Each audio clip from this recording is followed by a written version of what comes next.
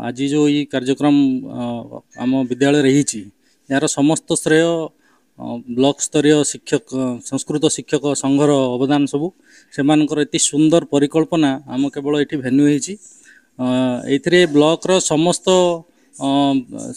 संस्कृत शिक्षक शिक्षयित्री तथा से माने निजे निजे छात्र छात्री माने सम्मिलित होती से भितर विभिन्न प्रतियोगितार आयोजन कराही सभा शेष में पुरस्कार देवार व्यवस्था कराही आम सहित बहु विद्वान व्यक्ति माने आम गहन भी उपस्थित अच्छा आमको उत्साहित करने पाखापाखि 200 छात्र छात्री एवं शिक्षक शिक्षयित्री मानक नहीं कार्यक्रम टी आम परिकल्पना करिछु। ब्लॉक स्तरीय संस्कृत दिवस पाड़ी पालन होउची से उद्देश्य रे आम एठी उपस्थित होइछु। भारत होउची हमर जन्मभूमि, आदि भाषा होउची संस्कृत। समग्र भारतवर्ष तथा विश्व रे जेते प्रकार भाषा रही सबु भाषार जननी होउची संस्कृत। समग्र पृथ्वीर प्रत्येक भाषा रे संस्कृतर प्राधान्य रही।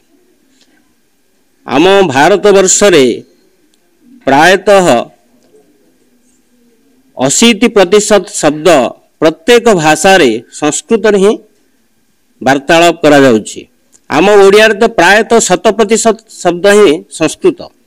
से उद्देश्य ही संस्कृत भाषार उन्नति होगा सहित सेमानंकर चारित्रबोधता, नागरिकता एवं स्वाभिमान परिवर्धन हो यही उद्देश्य आम जेते वर्तमान जेते प्रकार अभिनय देखिले सबुर अभिनयर मूल गोटे मात्र कारण आम समस्ते आमर आदि भाषा व आमर मातृभाषा संस्कृत तदनुसार आम आमर आचरण आम व्यवहार एवं आमर स्वाभिमान को रक्षा करवा ये गोटे मात्र लक्ष्य संस्कृत भाषा माध्यम ही चारित्रिक संस्कार आध्यात्मिक संस्कार एवं स्वाभिमान ये सदा सर्वदा बजाई एवं भारतवर्षर जो अखंडता को अक्षुण्ण रखा भारतवर्षर सर्वांगीन विकास करने सर्वनिम्न स्थल राजस्थान रे तृतीय श्रेणी संस्कृत बाध्यतामूलक करा जाउची। आमर मध्य से प्रकार संस्कृत भाषा को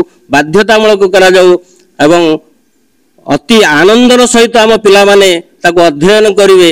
जेहेतु आमर भाषा आम ओडिया भाषा रे 100% होउची संस्कृत शब्द या द्वारा आमे स्वाभिमानी रहिबा एवं आम राष्ट्र को सर्वांगीन विकास करने पाई आमे समस्त गोटे गोटे कणिका होकर आम लक्ष्य को साधन करवा ये हूँ संस्कृत भाषार अभ्युदय हवा उचित एवं संस्कृत भाषा शिक्षार परिप्रकाश हवा उचित।